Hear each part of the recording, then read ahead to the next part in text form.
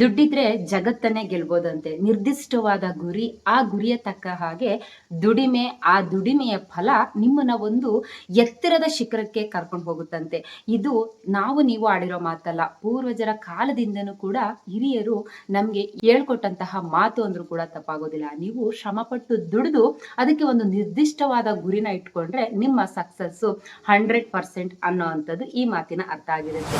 ಬೇರೆಯವರ ಲೈಫ್ಗೆ ನಿಮ್ಮ ಲೈಫ್ನ ಕಂಪೇರ್ ಮಾಡೋದಕ್ಕೆ ಹೋಗಬೇಡಿ. ನಾವು ಎಡವಿ ಬೀಳ್ತಾ ಇರೋವಂಥದ್ದೇ ಮಿಡಲ್ ಕ್ಲಾಸ್ ಫ್ಯಾಮಿಲಿಯರು ಇದರಿಂದ. ಬೇರೆಯವ್ರ ಲೈಫ್ಗೆ ನಮ್ಮನ್ನ ಕಂಪೇರ್ ಮಾಡ್ಕೊಳ್ಳೋದು. ನಾವು ಅದೇ ರೀತಿ ಇರಬೇಕು, ಅದೇ ರೀತಿ ಬಟ್ಟೆ ಹಾಕೊಳ್ಬೇಕು, ಅದೇ ರೀತಿ ಓಡಾಡಬೇಕು, ಅದೇ ರೀತಿ 5 ಸ್ಟಾರ್ ಹೋಟ್ಲಲ್ಲಿ ತಿಂದು ಎಂಜಾಯ್ ಮಾಡಬೇಕು, ಪಬ್ಬು ಪಾರ್ಕು ಅಂತ ಸುತ್ತಬೇಕು ಅಂತ. ಸೊ ಈ ರೀತಿ ಆಸೆಗಳನ್ನ ಬಿಟ್ಬಿಡಿ. ಹಾಯ್ ಹಲೋ, ಎಲ್ರಿಗೂ ನಮಸ್ತೆ. Welcome back to my channel. ನಾ ದೀಪಿಕಾ ಗೌಡ.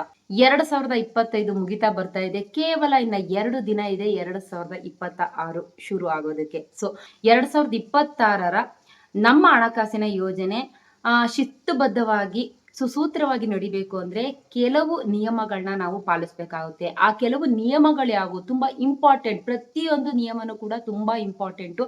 ಆ ನಿಯಮಗಳು ಯಾವುವು ಅಂತ ನಿಮ್ಗೆ ತಿಳಿಸ್ಕೊಡ್ತೀನಿ. ಆ ನಿಯಮಗಳನ್ನ ನೀವು ಪಾಲಿಸಿದ್ದೆ ಆದ್ರೆ ನಿಮ್ಮ 2026ರ ಲೈಫು ಸುಸೂತ್ರವಾಗಿ, ಸಂತೋಷವಾಗಿ, ನೆಮ್ಮದಿಯ ಜೀವನನ ನಿಮ್ಮ ಫ್ಯಾಮಿಲಿ ಜೊತೆ ನೀವು ಕಳಿಬಹುದು. ಅದಕ್ಕೆ ಯಾವುದೇ ರೀತಿಯಾದಂತಹ ಡೌಟ್ ಇಲ್ಲ. ಆ ನಿಯಮಗಳು ಯಾವ್ಯಾವು ಅಂತ ನಾನು ತಿಳಿಸ್ಕೊಡ್ತೀನಿ. ಈ ನಿಯಮಗಳು ನಾನು ಇವಾಗ್ಲೂ ಹೇಳ್ತಾ ಇದ್ದೀನಿ, ಈ ನಿಯಮನ ನೀವು ಪಾಲಿಸಿದ್ದೆ ಆದರೆ ನಿಮ್ಮ 2026ರ ಲೈಫು ನಿಜವಾಗ್ಲೂ ಟೆನ್ಷನ್ ಫ್ರೀ ಲೈಫ್ ಅಂತಾನೆ ಹೇಳ್ಬೋದು. ಎಲ್ಲದಕ್ಕೂ ಕೂಡ ಇದು ನಿಮ್ಗೆ ಈಸಿಯಾಗಿ ಹೆಲ್ಪ್ ಮಾಡುತ್ತೆ ಈ ನಿಯಮಗಳು. ಅವು ಯಾವ್ಯಾವ ನಿಯಮಗಳು ಅಂತ ನೋಡೋದ ಬನ್ನಿ. ಮೊದಲನೇ ನಿಯಮ ಯಾವ್ದಪ್ಪ ಅಂದ್ರೆ ದುಡಿಯೋ ಅಂಥದ್ದು. ಈ ದುಡ್ಡು ಬರ್ಬೇಕು ಅಂದ್ರೆ ನಾವು ಫಸ್ಟ್ ಏನ್ ಮಾಡ್ಬೇಕು? ದುಡಿಬೇಕು. ನಾನಾ ರೀತಿ ದುಡಿಮೆ ಇದೆ. ನೀವು ಜಾಬ್ ಮಾಡ್ತೀರಾ, ಇಲ್ಲ ಅಂತ ಅಂದ್ರೆ ಬಿಸ್ನೆಸ್ ಮಾಡ್ತೀರಾ, ಅದು ನಿಮಗ್ ಬಿಟ್ಟಿದ್ದು. ಒಟ್ನಲ್ಲಿ ನೀವು ದುಡಿಬೇಕು. ನೀವು ಯಾವ ರೀತಿ ಇರ್ಬೇಕು ಅಂತ ಅಂದ್ರೆ ನಿಮ್ಮ ಕಷ್ಟ ಕಾರ್ಪಣ್ಯಗಳನ್ನ ತೀರ್ಸೋ ರೀತಿ ಇರಬೇಕು. ನೀವು ತರುವಂತ ಇನ್ಕಮ್, ನೀವು ತಗೊಳ್ಳೋಂತ ಸಂಬಳ ಎಟ್ಕ ಮುಟ್ಕ ಆಗ್ಬಾರ್ದು ಜೀವನದಲ್ಲಿ.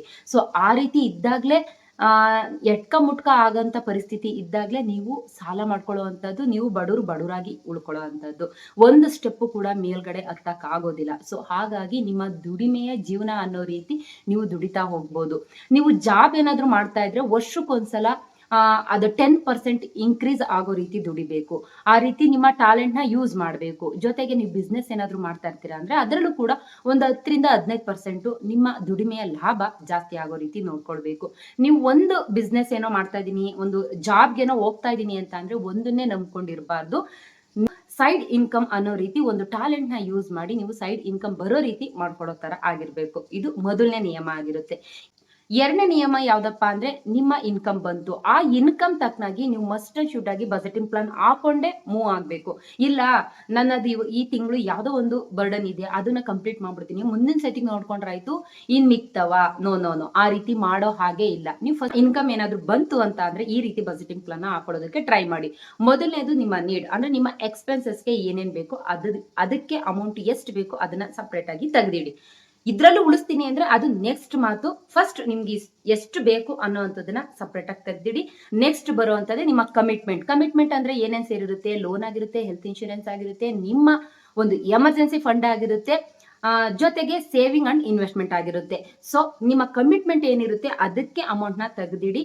ನೆಕ್ಸ್ಟ್ ನಿಮ್ಮ ಎಂಜಾಯ್ಮೆಂಟ್ಗೆ ಏನೇನ್ ಬೇಕೋ, ಎಷ್ಟು ಬೇಕು, ನಿಮ್ಮ ಎಂಜಾಯ್ಮೆಂಟ್ ಯಾವಾಗ್ಲೂ ಕಂಟ್ರೋಲ್ ಅಲ್ಲಿ ಇರಲಿ. ಆದಷ್ಟು ಎಂಜಾಯ್ಮೆಂಟ್ಗೆ ಏನು ಪ್ರಯಾರಿಟಿ ಕೊಡಬೇಕೋ ಅಷ್ಟನ್ನ ಮಾತ್ರ ಕೊಟ್ರೆ ಸಾಕು. ಆದ್ರೆ ನಾವು ಎಂಜಾಯ್ಮೆಂಟ್ನೇ ಮಾಡೋ ಹಾಗಿಲ್ವಾ ನಾವು ದುಡಿಯೋ ಸಂಬಳಕ್ಕೆ ಅಂತ ಅಂದ್ರೆ ಖಂಡಿತವಾಗ್ಲೂ ಮಾಡ್ಬೋದು. ಎಂಜಾಯ್ಮೆಂಟ್ ಲೈಫ್ನು ಕೂಡ ಮಾಡಬೇಕು. ಯಾವಾಗ ಮಾಡಬೇಕು ಅಂದ್ರೆ ನಿಮ್ಮ ಬರ್ಡನ್ ಸ್ವಲ್ಪ ಕಮ್ಮಿ ಆದಾಗ ನಿಮ್ಮ ಎಂಜಾಯ್ಮೆಂಟ್ ಲೈಫ್ನ ಸ್ವಲ್ಪ ಇನ್ಕ್ರೀಸ್ ಮಾಡ್ಕೊಳ್ಳಿ. ನಿಮ್ಮ ಬರ್ಡನ್ ಜಾಸ್ತಿ ಇರುವಂತ ಟೈಮ್ನಲ್ಲಿ ನಿಮ್ಮ ಎಂಜಾಯ್ಮೆಂಟ್ನ ಸ್ವಲ್ಪ ಕಮ್ಮಿ ಮಾಡ್ಕೊಳ್ಳಿ. ಎರಡು ಕೂಡ ಸ್ವಲ್ಪ ಬ್ಯಾಲೆನ್ಸ್ ಮಾಡಿದ್ರೆ ಒಳ್ಳೇದು ಅಂತ ಹೇಳೋದಕ್ಕೆ ಇಷ್ಟಪಡ್ತೀನಿ. ಇಲ್ಲಿ ಬಜೆಟಿಂಗ್ ಪ್ಲಾನು ಎಲ್ಲದಕ್ಕೂ ಕೂಡ 50-30-20 ರೂಲ್ಸ್ ಅಪ್ಲೈ ಆಗೋದಿಲ್ಲ. ಏನಕ್ಕೆ ಅಂದ್ರೆ ನಿಮ್ಮ ಇನ್ಕಮ್ ಮೇಲೆ ಡಿಪೆಂಡ್ ಕೂಡ ಆಗಿರುತ್ತೆ. ಜೊತೆಗೆ ನಿಮ್ಮ ಕಮಿಟ್ಮೆಂಟ್ ಮೇಲೂ ಕೂಡ ನಿಮ್ಮ ಈ 50-30-20 ರೂಲ್ಸ್ ಅಪ್ಲೈ ಆಗುತ್ತೆ. ನೀವು ಯಾವ್ದಕ್ಕೆ ಎಷ್ಟನ್ನ ಕೊಟ್ರೆ ಬೆಟರ್ ಅಂತ ನೋಡ್ಕೊಂಡು ನೀವು ರೂಲ್ಸ್ ಗಳನ್ನ ಅಪ್ಲೈ ಮಾಡ್ಕೊಂಡು ಹೋಗ್ಬೇಕಾಗುತ್ತೆ. ಯಾಕಂದ್ರೆ ಕೆಲವೊಂದ್ಸಲ ನೀವು 50% ನೀಡ್ಗೆ ಕೊಟ್ಬಿಟ್ರೆ ನಿಮ್ಮ ಬರ್ಡನ್ ಜಾಸ್ತಿ ಇರೋಂತ ಟೈಮ್ನಲ್ಲಿ ಆ ಬರ್ಡನ್ಗೆ ಸ್ವಲ್ಪ ಎಡವಟ್ಟಾಗುತ್ತೆ, ಅಂದ್ರೆ ತೊಂದರೆ ಆಗುತ್ತೆ. ಸೊ ಹಾಗಾಗಿ ನಿಮ್ಮ ಎಕ್ಸ್ಪೆನ್ಸಸ್ ಏನಿರುತ್ತೋ ಸ್ವಲ್ಪ ಕಮ್ಮಿ ಮಾಡಿಕೊಂಡು ಬಜೆಟಿಂಗ್ ನ ಸ್ವಲ್ಪ ಕಮ್ಮಿ ಮಾಡಿಕೊಂಡು ಅದರಲ್ಲಿ ಉಳಿದಂಥ ಅಮೌಂಟ್ನ ನೀವು ನಿಮ್ಮ ಕಮಿಟ್ಮೆಂಟ್ಗೆ ಹಾಕಿದ್ರೆ ನಿಮಗೆ ಸ್ವಲ್ಪ ಬರ್ಡನ್ನು ಆದಷ್ಟು ಬೇಗ ಕಮ್ಮಿ ಆಗುತ್ತೆ ಅಂತ ಹೇಳೋದಕ್ಕೆ ಇಷ್ಟಪಡ್ತೀನಿ. ನಂಬರ್ 3 ಯಾವುದಪ್ಪ ನಿಯಮ ಅಂತ ಅಂದರೆ emergency fund must and should ಆಗಿ ಎತ್ತಿಡಬೇಕು. ನಮಗೆ ಬರ್ತಾ ಇರೋ ಇನ್ಕಮ್ ಕಮ್ಮಿ ಇದೆ, ಸೊ ನಮ್ಗೆ ಎಮರ್ಜೆನ್ಸಿ ಫಂಡ್ ಎಲ್ಲ ಎತ್ತಿಡಕ್ಕಾಗಲ್ಲ, ಮುಂದಕ್ಕೆ ನೋಡ್ಕೊಳ್ಳೋದ ಅಂದರೆ ಅದು ಸಾಧ್ಯವಾಗದ ಮಾತು. ಸೊ ನೀವು ದುಡಿತಾ ಇರೋಂಥ ಇನ್ಕಮ್ನಲ್ಲೇ ನಿಮ್ಮ ಎಮರ್ಜೆನ್ಸಿ ಅಮೌಂಟ್ನ ಬಿಲ್ಡ್ ಮಾಡ್ಕೊಳ್ಳೋ ಅಂಥದ್ದು. ಕಮ್ಮಿ ಅಂತ ಅಂದರೆ ಈ ವರ್ಷ ನೀವು ಇಷ್ಟು ದಿನವರೆಗೂ ನಾನು ಎಮರ್ಜೆನ್ಸಿ ಫಂಡ್ ಅಂತಾನೆ ಇಟ್ಟಿಲ್ಲ, ಇನ್ಮೇಲೆ ಇಡಲ್ಲ ಅನ್ನೋ ಅಂತ ಮಾತಿಲ್ಲ. ನೀವು ಎಮರ್ಜೆನ್ಸಿ ಫಂಡ್ ಇಟ್ಟಿಲ್ಲ ಇಷ್ಟು ವರ್ಷ ಅಂದ್ರೂ ಕೂಡ ಈ ವರ್ಷದಿಂದ ಇಡಿ. ಕಮ್ಮಿ ಅಂದ್ರೆ ನಿಮ್ಮ ಇನ್ಕಮ್ ತಕ್ಕನಾಗಿ 3 ತಿಂಗಳಾದ್ರೂ ಎಮರ್ಜೆನ್ಸಿ ಫಂಡ್ ನಿಮ್ಮ ಸೇವಿಂಗ್ ಅಕೌಂಟ್ ನಲ್ಲಿ ಇಡಬೇಕು.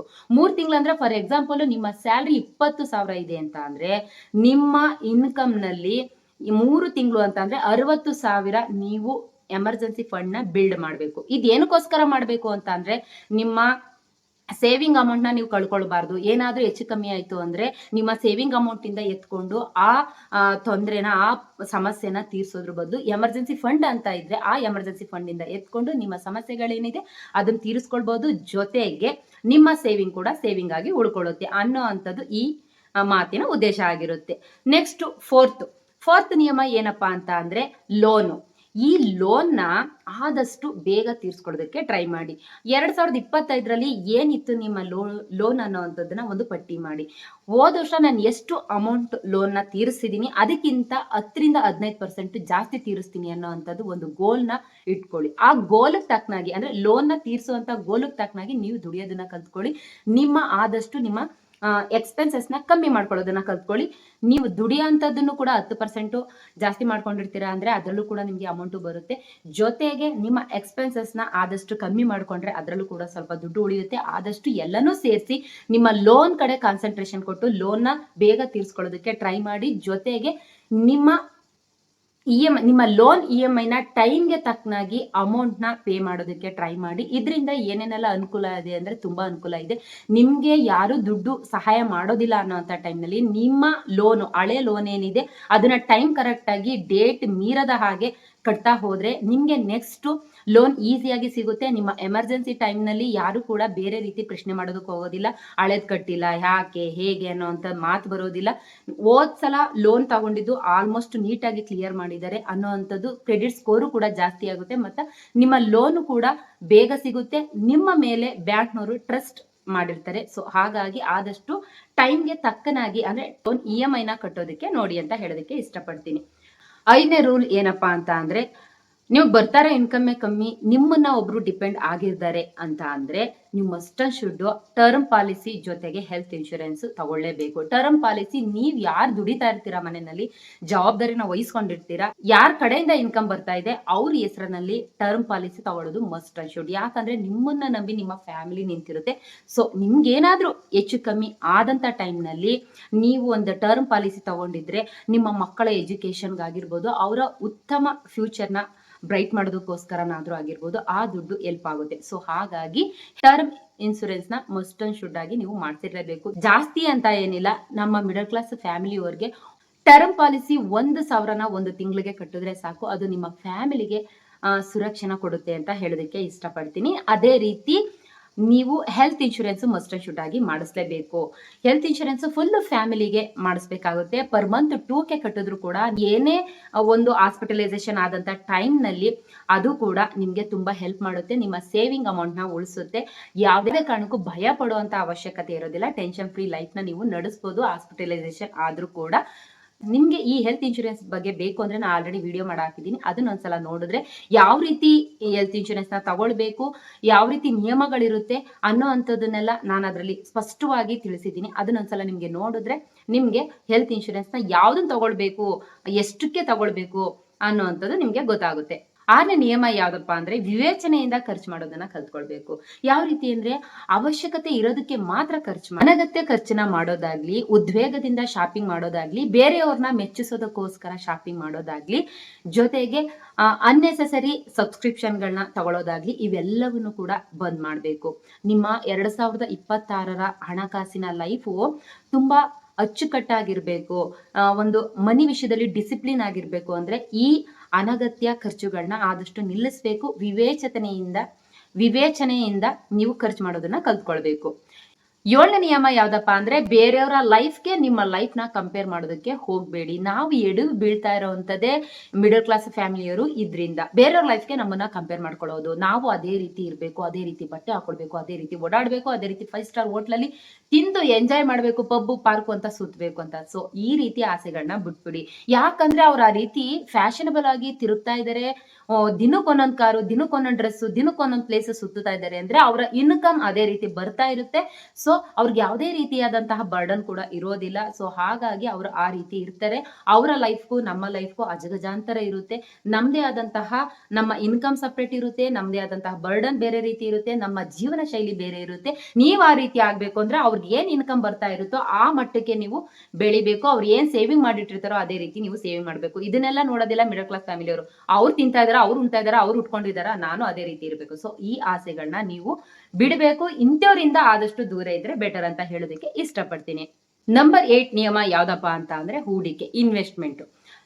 ನೀವು ಆದಷ್ಟು ಬೇಗ ಮತ್ತೆ ತುಂಬಾ ಸ್ಮಾರ್ಟ್ ಆಗಿ ಇನ್ವೆಸ್ಟ್ಮೆಂಟ್ ಮಾಡೋದನ್ನ ಕಲ್ತ್ಕೊಳ್ಬೇಕು. ನಿಮ್ಮ ಇನ್ವೆಸ್ಟ್ಮೆಂಟ್ ಯಾವಾಗ್ಲೂ 100% ಸೆಕ್ಯೂರ್ ಆಗಿರ್ಬೇಕು, ಜೊತೆಗೆ ಲಾಭದಾಯಕವಾಗಿರ್ಬೇಕು. ನೀವು ಯಾವುದೇ ಕಾರಣಕ್ಕೂ ಇನ್ವೆಸ್ಟ್ಮೆಂಟ್ ಮಾಡ್ತೀನಿ ಅಂದ್ರೆ ಒಂದೇ ಮಾರ್ಗದಲ್ಲಿ ಇನ್ವೆಸ್ಟ್ಮೆಂಟ್ ನ ಮಾಡಬಾರ್ದು. ನಿಮ್ಮ ಇನ್ವೆಸ್ಟ್ಮೆಂಟ್ ಯಾವಾಗ್ಲೂ ನಾನಾ ರೀತಿ ಇರಬೇಕು. ಡೈವರ್ಸಿಫಿಕೇಶನ್ ಇದ್ದಷ್ಟು ನಿಮ್ಗೆ ಹೆಚ್ಚು ಲಾಭ. ಒಂದ್ರಲ್ಲಿ ಏನಾದ್ರೂ ಕೆಳಗಡೆ ಕುಸ್ತು ಬೀಳ್ತು ನಿಮ್ಮ ಲಾಭ ಅಂದ್ರೆ ಇನ್ನೊಂದ್ 2 ಇರುವಂತದ್ದು ನಿಮ್ಮನ್ನ ಕೈ ಹಿಡಿದು ಮೇಲೆ ಎತ್ತುತ್ತೆ. ಸೊ ಹಾಗಾಗಿ ನಿಮ್ಮ ಇನ್ವೆಸ್ಟ್ಮೆಂಟ್ ಯಾವಾಗ್ಲೂ ಜಾಣ್ಮೆತನದಿಂದ ಇರ್ಲಿ, ಡೈವರ್ಸಿಫಿಕೇಶನ್ ಆಗಿರ್ಲಿ ಅಂತ ಹೇಳೋದಕ್ಕೆ ಇಷ್ಟಪಡ್ತೀನಿ. ನಂಬರ್ 9 ನಿಯಮ ಯಾವ್ದಪ್ಪ ಅಂದ್ರೆ ನಿಮ್ಮ ಸೇವಿಂಗ್ ನ, ನಿಮ್ಮ ಇನ್ವೆಸ್ಟ್ಮೆಂಟ್ ನ ನೀವೇನ್ ದುಡಿತಾ ಇದ್ದೀರಾ ಅಂತ ಯಾರಿಗೂ ಕೂಡ ಹೇಳ್ಬೇಡಿ. ನೀವ್ ಯಾರಿಗಾದ್ರೂ ಹೇಳಿದ್ರೆ ಅದು ಒಂದು ವೀಕ್ನೆಸ್ ಪಾಯಿಂಟ್ ಆಗಿ ಇಟ್ಕೊಳ್ತಾರೆ. ನೀವು ಒಂದು ಖುಷಿ ಸಮಾಚಾರನ ಅವ್ರ ಹತ್ರ ಹೇಳ್ಕೊಂಡಿರ್ತೀರ, ನಾನು ಇಷ್ಟೆಲ್ಲ ಮಾಡಿದೀನಪ್ಪ, ಮುಂದಕ್ಕೆ ನನ್ನ ಮಕ್ಳಿಗೋಸ್ಕರ, ನನ್ನ ಫ್ಯಾಮಿಲಿಗೋಸ್ಕರ ಅಂತ ನೀವು ಒಂದು ಖುಷಿ ಸಮಾಚಾರನ ಅವ್ರ ಹತ್ರ ಶೇರ್ ಮಾಡ್ಕೊಳ್ತೀರಾ. ಆದ್ರೆ ಅದು ನಿಮ್ಗೆ ವೀಕ್ನೆಸ್ ಆಗಿ ಉಳ್ಕೊಳ್ಳುತ್ತೆ. ಕೆಲವರು ಜನರ ಕಣ್ಣು ಸರಿ ಇಲ್ಲ ಅಂತ ಹೇಳ್ತಾರೆ. ಅದಲ್ದೇನೆ ಇದು ಎಷ್ಟು ಮಟ್ಟಿಗೆ ನಂಬೋದೋ ನಂಬಾರ್ದು ನನಗೆ ಗೊತ್ತಿಲ್ಲ. ಬಟ್ ಹಿರಿಕರೆಲ್ಲ ಹೇಳೋದಷ್ಟೇ. ನಮ್ಮಮ್ಮ ಕೂಡ ಅದೇ ಹೇಳ್ತಾ ಇದ್ದು. ಈಗ್ಲೂ ಕೂಡ ಕೆಲವರು ಹೇಳ್ತಾರೆ ಕಣ್ ದೃಷ್ಟಿ ಸರಿ ಇರೋದಿಲ್ಲ, ನಾವು ದುಡಿಯೋದನ್ನ ಯಾರಿಗೂ ಹೇಳ್ಬಾರ್ದು ಅಂತ. ಸೊ ಅದು ನನ್ನ ಲೈಫಲ್ಲೂ ಕೂಡ ಕೆಲವೊಂದ್ಸಲ ನಿಜ ಕೂಡ ಆಗಿದೆ. ಸೊ ಹಾಗಾಗಿ ಇದೊಂದೇ ಉದ್ದೇಶಕ್ಕೆ ಅಂತ ಅಲ್ಲ, ನಿಮ್ಮ ಸೇವಿಂಗ್ ಆಗ್ಲಿ ಇನ್ವೆಸ್ಟ್ಮೆಂಟ್ ಆಗ್ಲಿ ಹೇಳ್ಕೊಂಡಾಗ ಅವರು ಕೆಲವೊಂದು ವಿಚಾರದಲ್ಲಿ ನಿಮ್ಮನ್ನ ಸಹಾಯ ಕೇಳ್ಬೋದು. ಇವನೇನೋ ದುಡ್ಡಿಟ್ಟಿದ್ದಾನೆ, ಇವಳೇನೋ ದುಡ್ಡಿಟ್ಟಿದ್ದಾಳೆ, ನಮಗೂ ಹೆಲ್ಪ್ ಮಾಡ್ತಾಳೆ ಅಂತ. ಆ ಟೈಮ್ನಲ್ಲಿ ನೀವು ಸೇವಿಂಗ್ ಯಾವ ರೀತಿ ಮಾಡ್ತಾ ಇರ್ತೀರಾ ಅಂತ ಅವ್ರಿಗೆ ಗೊತ್ತಿರೋದಿಲ್ಲ. ಆದ್ರೆ ನಿಮ್ಗೆ ಕೊಡೋಕ್ಕೂ ಆಗ್ದೇನೆ ಬಿಡೋಕ್ಕೂ ಆಗ್ದೇನೆ ಕೊಟ್ಟಂತ ಟೈಮ್ನಲ್ಲಿ ಅವರು ಆ ಟೈಮ್ಗೆ ಕೊಡ್ಲಿಲ್ಲ ಅನ್ನೋಂಥ ಟೈಮ್ನಲ್ಲಿ ನಿಮ್ಮ ಫ್ರೆಂಡ್ಶಿಪ್ ಆಗ್ಲಿ, ನಿಮ್ಮ ಬಾಂಧವ್ಯ ಆಗ್ಲಿ ದೂರ ಆಗುವಂತ ಚಾನ್ಸ್ ಇರುತ್ತೆ. ಸೊ ಕೊಟ್ಟು ನಿಷ್ಠುರ ಆಗೋದಕ್ಕಿಂತ ಕೊಡ್ದೇನೆ ನಿಷ್ಠುರ ಆಗೋದ್ ಬೆಟರು. ಅವ್ರು ನಿಮ್ಮ ಹತ್ರ ಕೇಳ್ಕೊಂಡ್ ಬರ್ತಾರೆ ಅಂತ ಅಂದ್ರೆ ನಿಮ್ಮ ಹಣಕಾಸಿನ ವಿಚಾರನ ಅವ್ರ ಹತ್ರ ಹೇಳ್ಕೊಡುವಂಥದ್ದು. ಸೊ ಹಾಗಾಗಿ ನಿಮ್ಮ ಸೇವಿಂಗ್ ಆಗ್ಲಿ, ಇನ್ವೆಸ್ಟ್ಮೆಂಟ್ ಆಗ್ಲಿ, ನಿಮ್ಮ ಇನ್ಕಮ್ ಆಗ್ಲಿ ಯಾವುದೇ ಕಾರಣಕ್ಕೂ ಯಾರಿಗೂ ಹೇಳ್ಕೊಳ್ಳೋದಕ್ಕೆ ಹೋಗ್ಬೇಡಿ. 10ನೇ ನಿಯಮ ಯಾವ್ದಪ್ಪ ಅಂದ್ರೆ ತುಂಬಾ ಇಂಪಾರ್ಟೆಂಟ್. ಇದು ನಿಮ್ಮ ಸೇವಿಂಗ್ ಗೆ ಸಂಬಂಧಪಟ್ಟಿದ್ದು. ಹೇಗೆ ಅಂತ ಅಂದ್ರೆ ನಿಮ್ಮ ಸ್ನೇಹಿತರಿಗೆ ನಿಮ್ಮ ಸೇವಿಂಗ್ ಅಮೌಂಟ್ ನ ಕೊಡೋದಾಗ್ಲಿ, ಸಾಲದ ರೂಪದಲ್ಲಿ ಕೊಡೋದಾಗ್ಲಿ, ಅಥವಾ ಬೇರೆಯವರಿಂದ ನೀವು ಜಾಮೀನ್ಗೆ ಸೈನ್ ಹಾಕಿ ಅವ್ರಿಗೆ ಸಾಲ ಈಸ್ಕೊಡುವಂತ ತಪ್ಪನ್ನ ಖಂಡಿತವಾಗ್ಲೂ ಮಾಡಬೇಡಿ. ನೀವು ಬೇರೆಯವ್ರ ಹತ್ರ ಜಾಮೀನ್ಗೆ ಸೈನ್ ಹಾಕಿ ಸಾಲ ಈಸ್ಕೊಡೋದು ಒಂದೇ, ನಿಮ್ಮ ಸೇವಿಂಗ್ ಅಮೌಂಟ್ ನ ಅವ್ರಿಗೆ ಕೊಟ್ಬಿಟ್ಟು ಸುಮ್ನೆ ಕೈ ಕಟ್ಟೆ ಹಾಕೊಂಡ್ ಕುತ್ಕೊಳ್ಳೋದು ಒಂದೇ. ಸೊ ನನ್ನ ಎಕ್ಸ್ಪೀರಿಯನ್ಸ್ ಅಲ್ಲಿ ಹೇಳ್ತಾ ಇದ್ದೀನಿ, ಯಾರು ಕೂಡ ಆಗೋದಿಲ್ಲ. ನಮ್ಮ ಹತ್ರ ದುಡ್ಡು ಈಸ್ಕೊಳ್ಳೋವರಿಗೆ ಮಾತ್ರ ನೀವು ಅಕಸ್ಮಾತ್ ಜಾಮೀನ್ಗೆ ಸೈನ್ ಹಾಕಿ ಅವ್ನ ನನ್ ಕುಚಿಕ್ಕು, ಅವ್ನ ಕಷ್ಟದಲ್ಲಿದ್ದಾನೆ ಅಂತ ಅಂದ್ಬಿಟ್ಟು ನೀವು ಕಷ್ಟಕ್ಕೆ ಕರಗಿ ಕನಿಕರದಿಂದ ನೀವು ಬೇರೆಯವ್ರ ಹತ್ರ ಜಾಮೀನ್ಗೆ ಸೈನ್ ಹಾಕಿ ದುಡ್ಡು ಈಸ್ಕೊಟ್ಟಿದ್ದೆ ಆದ್ರೂ ಕೂಡ 1 ತಿಂಗಳು 2 ತಿಂಗಳು 1 ವರ್ಷ ಕಟ್ತಾ ಅಂತ ಅನ್ಕೊಳ್ಳಿ, ಆದ್ಮೇಲೆ ಕಟ್ಲಿಲ್ಲ ಅಂದ್ರೆ ಆ ಪೂರಾ ಜವಾಬ್ದಾರಿನ ನೀವು ವಹಿಸ್ಕೊಳ್ಬೇಕಾಗುತ್ತೆ. ಅಕಸ್ಮಾತ್ ಏನೋ ನಾನು ನಿಮ್ಗೆ ಹೆಲ್ಪ್ ಆಗ್ಲಿ ಅಂತ ಅಂದ್ಬಿಟ್ಟು ಜಾಮೀನ್ಗೆ ಸೈನ್ ಹಾಕಿದೀನಿ, ದುಡ್ಡು ಕಟ್ಟು ಅನ್ನೋ ಟೈಮ್ನಲ್ಲಿ ಕೆಲವೊಂದ್ಸಲ ಅದು ಮಾತು ಬೆಳೆದು ಅವನ ಹತ್ರ ಇದ್ರೆ ಕಟ್ತಾನೆ, ಇಲ್ಲ ಅಂತ ಅಂದ್ರೆ ಅವನು ಸಾಲ ಮಾಡಿರೋದೇ ಸುಳ್ಳಿಂದ ಸಾಲ ಮಾಡಿರ್ತಾನೆ ಅಂತ ಅನ್ನೋಂಥ ಸಂದರ್ಭದಲ್ಲಿ ಅವನ ಹತ್ರ ಇದ್ರೆ ಕಟ್ತಾನೆ, ಇಲ್ಲ ಅನ್ನೋಂಥ ಸಂದರ್ಭದಲ್ಲಿ ಮಾತು ಚಕಮಕಿ ಆಗಿ ನಿಮ್ಮ ಫ್ರೆಂಡ್ಶಿಪ್ ಕೂಡ ಕಟ್ ಆಗುತ್ತೆ.